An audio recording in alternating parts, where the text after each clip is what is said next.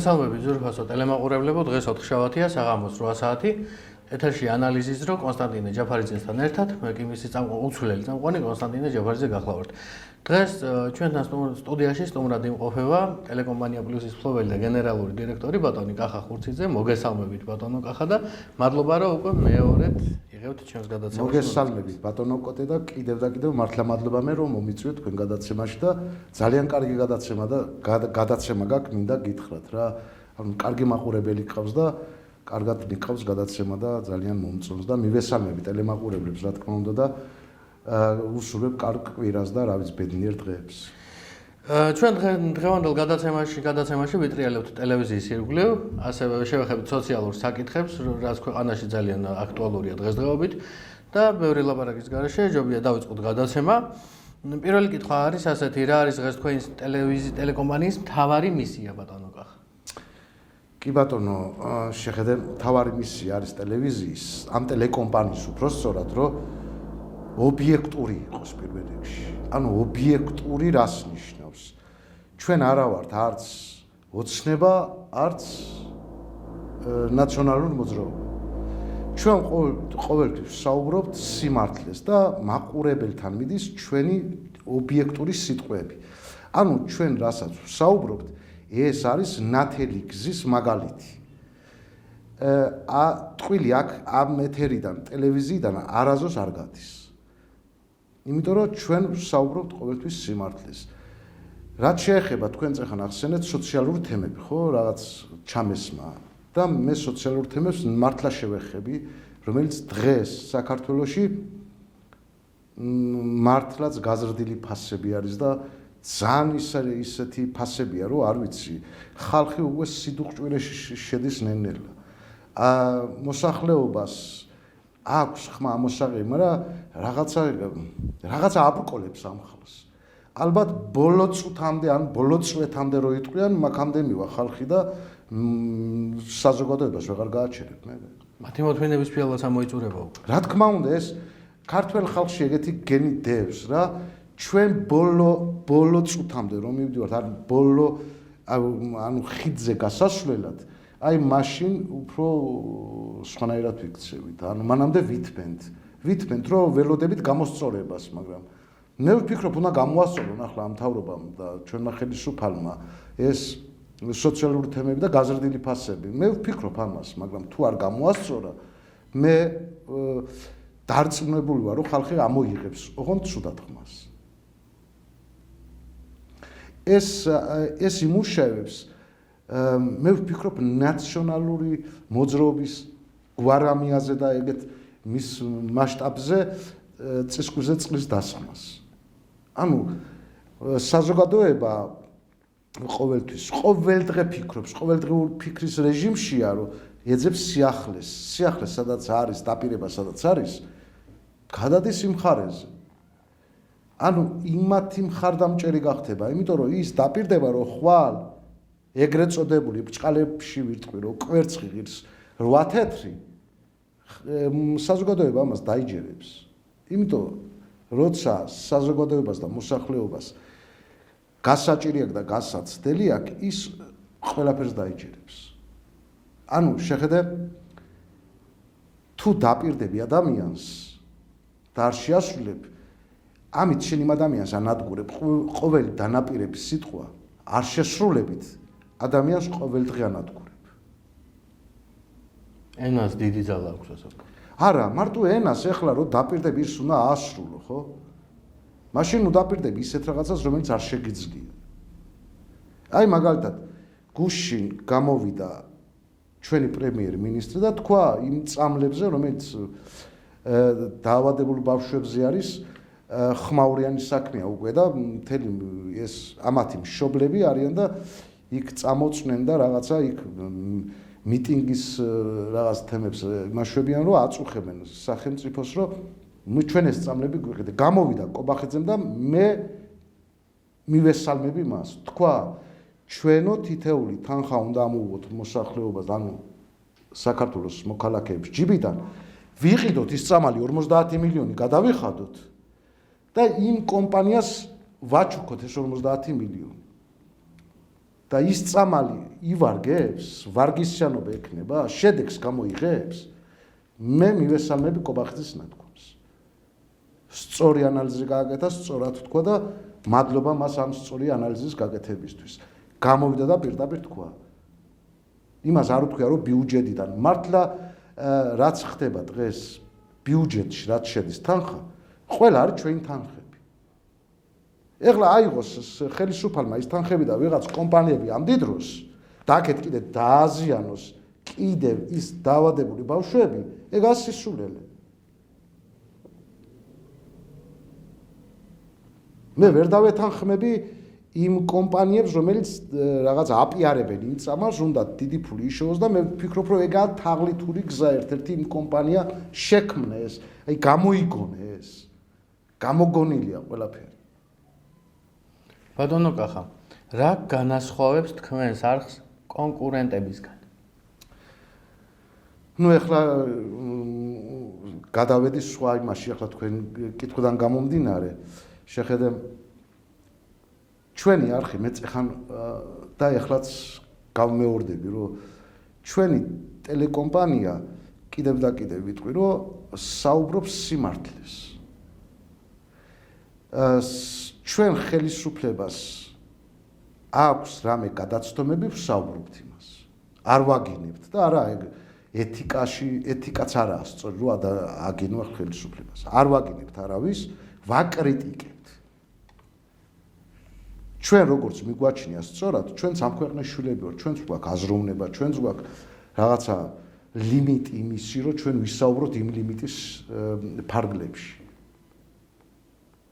რაც შეეხება ახლა ოპოზიციურ არხებს, ჩვენ ბატონო კოტე, თქვენ კარგად მოგეხსენება და კარგად იცით, რომ რამდენი ის წამოვიდა ცუდი ჩვენზე, თუნდაც სიტყვიერად, თუნდაც ქმედებით ამ ტელევიზიაზე მიუხედავად იმისა, რომ ჯორჯიამ თაიმსმა პირდაპირ დაიწყო ჩვენზე ბრძოლა ამ ტელევიზიაზე, იმიტომ რომ ჩვენ სიმართლეს ვსაუბრობდით და ვაკრიტიკებდით იმათ ნათქვამს სიტყვებს, იმიტომ ისინი საუბრობდნენ ტყუილს, ჩვენ აქედან ვახვედრებდით იმ სიტყვებს, რომელიც მისთვის მისახვედრი უნდა ყოფილიყო. ანუ ისინი ჩვენ იმიტომ დაგვეტაკნენ, რომ ჩვენ ტყუილებს ვსაუბრობთ და თქვენ ნუ გვაკრიტიკებთ, კაცო.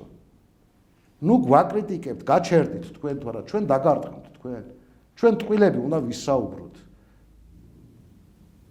აი ეს იყო მაგათი ისა ჩვენს მიმართ რა ვიცი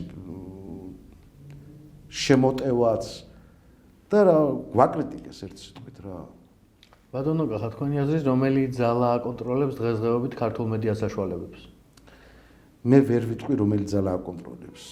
იმიტომ ინფორმირებული არა ვარ და ეხლა ჩემი რაღაცა გამონათქვამის სიტყვებით მე ვფიქრობ, რომ არ იქნება სწორი რაღაცა ილუზიებით ვისაუბრო ამ შემთხვევაში, მაგრამ ვიღაცა აკონტროლებს, ხო?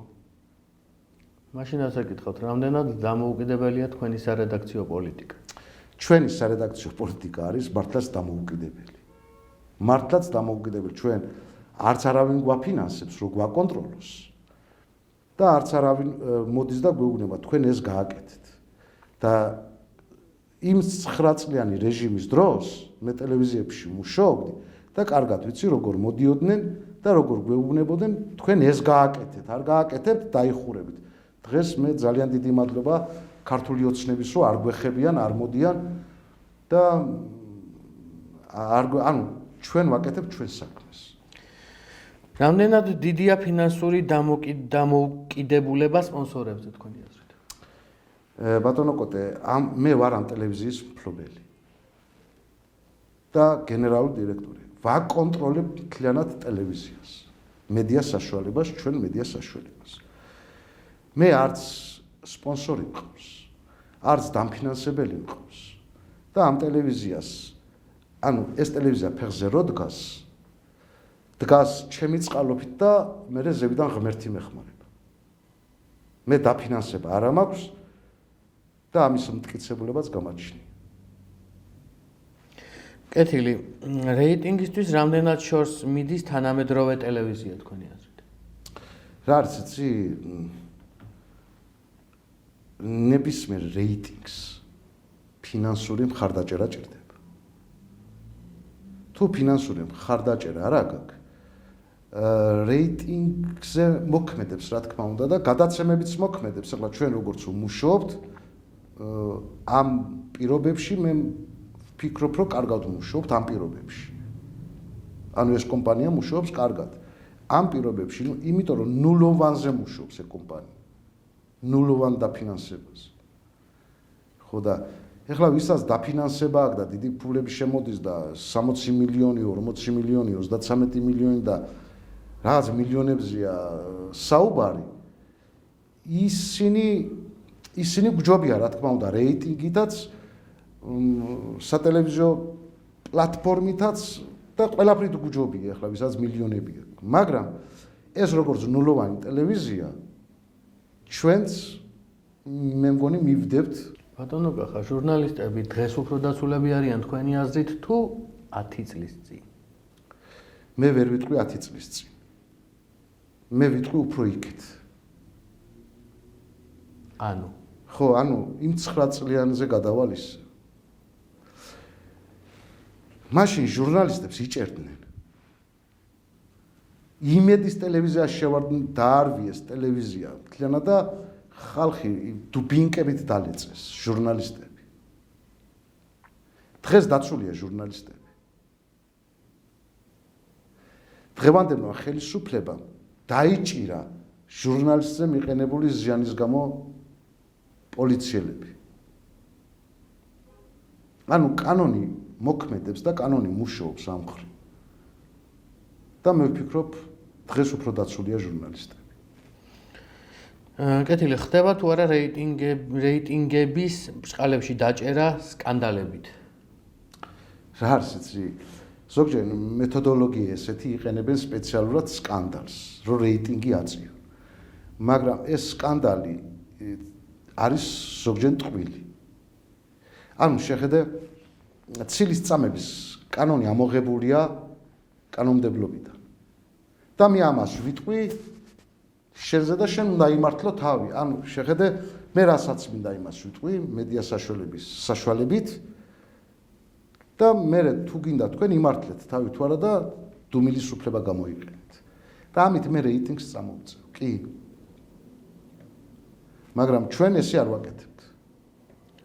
რა არის ყველაზე დიდი საფრთხე მედიისთვის, ბატონო კახა?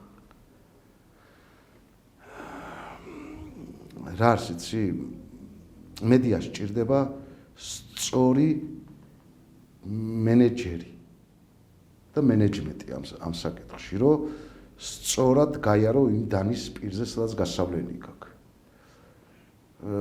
მაგრამ საფრთხე მაინც რომ ტელევიზია იარსებოს და იმოქმედოს და მოსახლეობას და საზოგადოებას მიაწვდინოს ინფორმაცია, სწორი ინფორმაცია, მაინც ფინანსებთან არის დაკავშირებული ყველაფერი.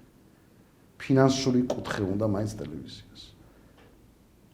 ბატონო კახა, რო დაგაბრუნოთ ახლა მე უფალმა 4 წლის წინ და რა შეცდომას აღარ დაუშვებდით ამ ტელეკომპანიაში? მე ვფიქრობ, რომ მე შეცდომა არ მაქვს დაშვებული. პირიქით. ეს ტელეკომპანია შეცდომის გარეშე მოვიყვანეთ დღემდე, თუ არა ამდენ ხან წაიქცეოდა. რამდენად მნიშვნელოვანია დღეს IPTV და OTT პლატფორმების ტელევიზიისთვის? ეს ძალიან დიდი მნიშვნელოვანია. არეალს მოიცავს, სარეკლამო კუთხეები გექნება, სარეკლამო ბადეები გექნება. ანუ მთლიანობაში შემოსავლიანი წყაროთ გექცევა ტელევიზია. ჩვენ ხო არეალი არა გვაქვს დიდი ახლა დავიმატეთ აჭარა და სულ ყავს 9 მილიონი მაყურებელი ჩვენ, მოდი ესე ვთქვათ რა. მაგრამ მე გექნება, მე გეყოლება უკვე 2 მილიონიანი მაყურებელი და 1.5 მილიონიანი მაყურებელი. ბატონო კახა, გქონიათ თუ არა თქვენი გადაცემისთვის ან ტელევიზიისთვის სტუმრების შავი სია? მე უბრალოდ თქვენი კითხვა ვერ გავიგე, შავი სია რას ნიშნავს? აი რა არასასურველი სტუმარი. მე ვფიქრობ არასდროს. ყველაზე დიდი ზეწოლა ვისგან გიგრძნია ამ 4 წლის განმავლობაში? ბატონო კოტი, ახლა სახელები და გვარების ჩამოყოლას არ ვაპირებ. დიახ, მაგრამ გიგრძნია. როგორ არა, ძალიან ბევრი. ძალიან ბევრი. დღესაც ვგრძნობ. ყოფილა თუ არა თქვენი საქმიანობის სფეროში, თქვენი საქმიანობის ამ 4 წლის განმავლობაში ისეთი რამ, რომ ადამიანი არაფრის გამო თქვენი მტერი გამხდარა და დღემდეა მტერი.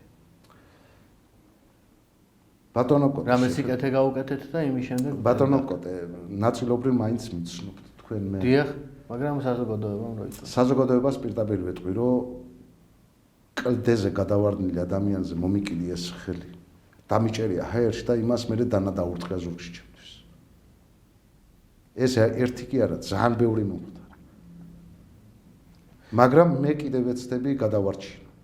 შეგიძლიათ დაასახელოთ პოლიტიკოსი, რომელსაც მედიის ყველაზე მეტად ეშინია?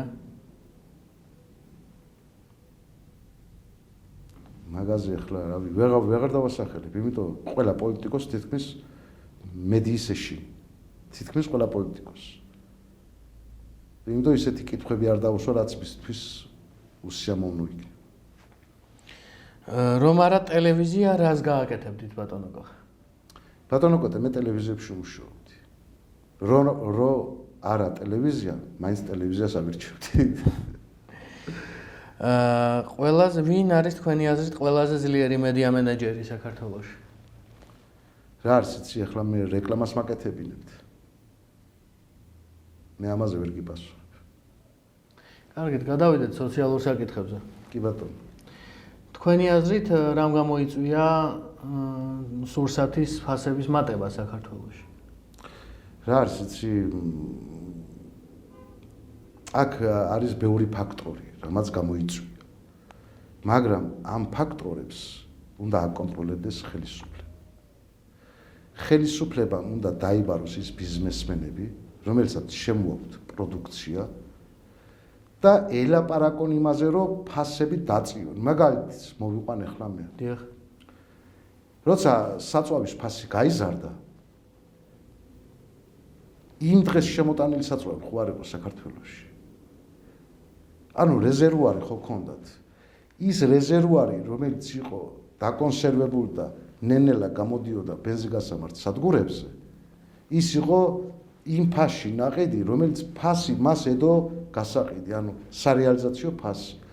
ანუ ის მოდი მაგალითად, ანუ პირობითად ვიტყვი იმას, რომ ანუ ლარნახევრად თუ ქონდა საწვავი ნაყიდი მას და მე საწვავი უნდა იყიდა 2 ლარნახევრად და გაეზარდა ფასი, ის ლარნახევრიანი საწვავი როგორც კი ფასი ავარდა, ეგრევე დაადო მაღალი ფასი. ბატონო კოხა, და ამით დიდი ფული იშოვა იმ ბიზნესმენებმა და იმ შემომტანებმა, რა თქმა უნდა. საწვავი გაძვირდა მესმის, რო გაძვირდა, მაგრამ რო გაძვირდა იმ დღიდან აწი შენს ფასი, იქიდან შემოტანილი ფასი აწი. ძველი ფასებიდან რატო წევ ამ ფასებს? ბატონო კოხა, თქვენ ყოველ დღე ასხავთ მანქანაში ბენზინს. თქვენს თავზე თუ აისახა ეს ბენზინის გაძვირება? რა თქმა უნდა, ჩემ ჯიბეზე აისახა. როგორ არ ვგრძნობ, აისახა კი არა, ჩემ ჯიბეზე სერიოზულად აისახა, ხო? ყველა ადამიანის ჯიბეზე აისახა. არა მარტო ბენზინი, ახლა საწვავზე არა, იმდენად ახლა მე სხვა რაღაცაზე მაქვს გართულება აქ. უფრო პროდუქტებზე მაქვს, გაიგე? გართულება, იმიტომ რომ საწვავს ბოლო-ბოლო არ ჩავასხამ და ტრანსპორტით ვივლი, ხო, მაგრამ ვისაც ოჯახები აქვს, პროდუქტი უნდა მიიტანოს სახლში, გაძვირებული პროდუქტი ვერ ყიდულობს ადამიანი. თუ ხარჯავდა ადამიანი 100 ლარს, დაუშვათ რაღაც ერთ შეკვრა პროდუქტში, ეხლა ხარჯავს 100 ლარს, ნახევარს შეკვრა პროდუქტში. წარმოგიდგენი, ეხლა 5 სულიან ოჯახში 100 ლარის პროდუქტი დღეს მე ვფიქრობ არაა საკმარისი. ბატონო კოხა, რა უნდა მოიმოქმედოს საზოგადოებამ იმისთვის, რომ ფასები დარეგულირდეს? არა, საზოგადოებამ არაფერი არ უნდა იმოქმედოს. ხელისუფლებამ უნდა იმოქმედოს და შემომტანმა კომპანიებმა უნდა იმოქმედოს, რომ ფასები დაწიო. იმიტომ რომ ყველა, აი თითოეულ მოქალაქეს ჯიბები დაცარიელდება, დამიჯერეთ რა. მოქალაქის ჯიბები დაცარიელდება სერიოზულად. თუ ეს არ დარეგულირდა. და მერე უკვე მოსახლეობა და მოქალაქეები რას იზამს არ ვიცი. თქვენი აზრით ლარი გაუფასურდება? მე ვფიქრობ კი. რა გამოიწვევს ეს ყოველ? აი ეს ყველაფერი პროდუქციის გაძვირება. და გაძვირებულიც ახლა რაზე უნდა ილაპარაკო, როცა საწვავი 4 ლარს და 5 ლარზეა ასული. აი რაზე უნდა ილაპარაკო. 4 ლარი არის დღეს დაახლოებით $1.5. $1.5 საწვავში მიცემ ადამიანი, რა შემოსავლის წყარო უნდა ჰქონდეს იმდენ. როდესაც ამერიკაში ყველამ კარგად ვიცით 50 და 60 ცენტი ღირს ბენზინი ლიტრი. არა, ნუ ეხლა მთელ მსოფლიოში მოხდა ამის გაძვირება, მაგრამ მე კიდე იქ მივდივარ, რეზერვუარები ხო გქონდათ. დიახ. შემოტანილი ხო იყო ეს ნავთობი, იმ დღეს ვარ შემოიტანეს კაცო. აქ ერთი თვე მოიგებდა ხელისუფლება, რომ იმ ძველ ფასები დაეტოვებინათ, იმიტომ რომ გამომდინარე იქედან, რომ ის ფას როცა შემოიტანა იმას საწვავი, იმ ფასში შემოიტანა და შეეძლო, რომ იმ ფასით გაყოლოდა. ანუ ერთი თვე მოგებული ჰქონდა. და არ ეეწია იმ დღეს ფასები ბიზნესმენებს, შემომტანელებს უბრალოდ. და ამათმა ეგრევე აწიეს ფასი, როგორც კი მომენტი დაიჭირეს. ირანის და ამერიკის და ამომების გამო. ბატონო კახა გავრცელდა ჭორი, არ ვიცი გაიგეთ თუ არა, რომ კახეთში არსებობს ნავთობის საბადო იმ ხელა ნავთობის და იმ რაოდენობის, რომ საქართველოს მთელი ასლეულები ეყოფა. თქვენ როგორ გამოეხმარებოდით მე ვფიქრობ ერთ რაღაცას და სწორად ვფიქრობ. კახეთში რაც ნავთობი არის, ის არის ტაბუ დადებული. მაგაზე ვერ ვისაუბრებთ. დიახ, მაგრამ რატომ არაფერს მოქმედებს სახელმწიფო? ვერ იმოქმედებს სახელმწიფო მაგას. ამიტომ არის მიტო ტაბუ დადებული. კარგით ბატონო კახა. ძალიან დიდი მადლობა რომ ასეთ კითხვებს გაეცით. მეც მადლობას მოგიხდი ბატონო კოტე რომ მომიწვით გადაცემაში და მაყურებელსაც დიდ მადლობას მოვხდი რომ მოგვისმინა და ჩვენი აზრი რაღაც შეგვიფასა. მადლობა ბატონო კახა მობრძანებისთვის და მადლობას გიხდით იმისთვის რომ თქვენ ხართ საუკეთესო ტელევიზიის საუკეთესო მედია მენეჯერი. ძალიან დიდი მადლობა. ღმერთმა სულ სიკეთე და ბედნიერება და ჯანმრთელობა არ მოგაკლოთ. ამ ტელევიზიასაც და თქვენ ოჯახს. ჩვენ მაყურებელთან ერთად, მოდი ეს. ამინ. ყველაზე მაგრად მიყვარს მაყურებელი მე. აი დიდი სიყვარული მაქვს მაყურებლებთან. ნებისმიერ მაყურებელს თუნდაც ცუდი კომენტარი დაწეროს. აი ძალიან მიყვარს მე მაყურებელი. მაგრამ ის კომენტარის мотиваციას გაძლევთ. არა, ნუ აქ мотиваცია არა, იმას თავის აზრი აქვს და უნდა დააფიქსიროს. სწორად აფიქსირებს მაყურებელი. ჩემთვის რა დიდი სიყვარული მაყურებლებს. მე ამას 24 საათი შემიძლია ვიმეორო ექსტრები. ძალიან მიყვარს. იგინი ხო ჩვენი დები და ძმები არიან. რა თქმა უნდა. რამდენი ადამიანია, იმდენი აზრია. ჩვენი საქართველოს მოქალაქეები არიან და მე მიყვარს მთელი საქართველო და მეყვარება რა ვიცი სიკვდილის ბოლომდე. მაშინ მე ასე დავასრულებ გადაცემას. გვიყვარდეს ერთმანეთი და ყველაფერი კარგად იქნება. კარგად ბრძანდებოდეთ. მადლობა კიდევ და კიდევ კოტე შენ. მადლობა ბატონო კახა რომ ესეთი კაი ადამიანი ბრძანდებით. მე გიმაყურებელს დავამშვიდობები ორ შაბათამდე საღამოს 8 საათზე ორ შაბათს შევხვდებით ისევ ეთერში. დროებით, მადლობა ყურადღებისა და მოსმენისა და ყურებისთვის. დროებით. გაბატონო